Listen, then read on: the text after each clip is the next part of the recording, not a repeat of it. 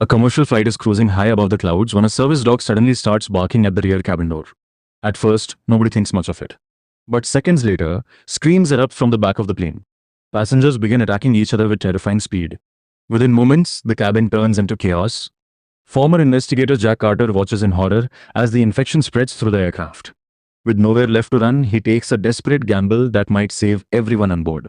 But this nightmare didn't start on the plane. It started 3 days earlier.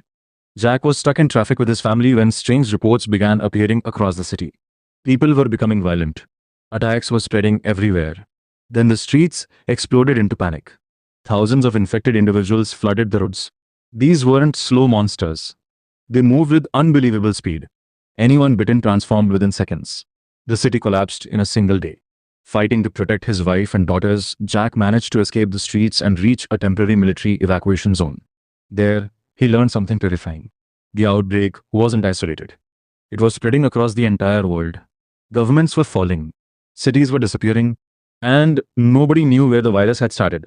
Because of his investigative background, Jack was recruited for a dangerous mission. His task was simple: find the origin of the outbreak and discover a weakness before humanity disappeared forever. His search took him across military bases, quarantine zones, and fortified cities. Everywhere he went, the same story repeated itself. Total collapse. Then he noticed something strange. In the middle of massive infected crowds, certain people were being ignored.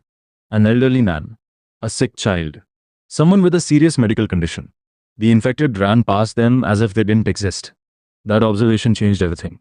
Jack realized the virus wasn't attacking randomly. It seemed to target healthy hosts while ignoring those who appeared weak or already ill. To prove his theory, he traveled to a surviving research facility where scientists were desperately searching for answers. The building was overrun with infected creatures. One mistake meant death. After risking everything, he obtained access to experimental pathogens and made an impossible decision. He injected himself. Then he stepped directly in front of an infected attacker. The creature looked at him, paused, and walked away. His theory was correct. For the first time since the outbreak began, humanity had discovered a way to hide from the infected.